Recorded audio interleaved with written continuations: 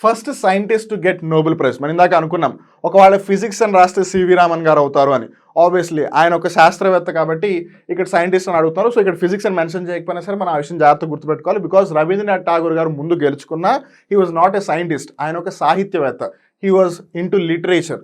So first వచ్చేసి సైన్స్లో Nobel prize దక్కించుకుంది ఎవరు అంటే సివి రామన్ గారు.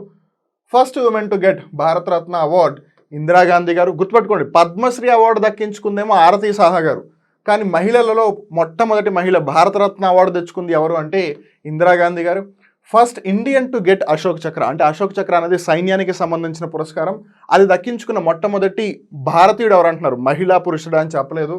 రాకేష్ శర్మ గారు మనందరికీ తెలుసు, భారతదేశం తరపున అంతరిక్షంలోకి వెళ్ళిన మొట్టమొదటి వ్యక్తి ఆయన. First women to get Ashok చక్ర, సో ఇదే పురస్కారాన్ని దక్కించుకున్న మొట్టమొదటి మహిళ ఎవరు అంటే నీరజా భానోత్ గారు.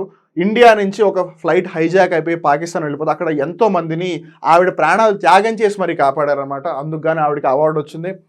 First Indian to get Jnanpith award G Sankar Kurup గారు. అలానే first transgender to get Padma Shri Narthaki Nataraj గారు.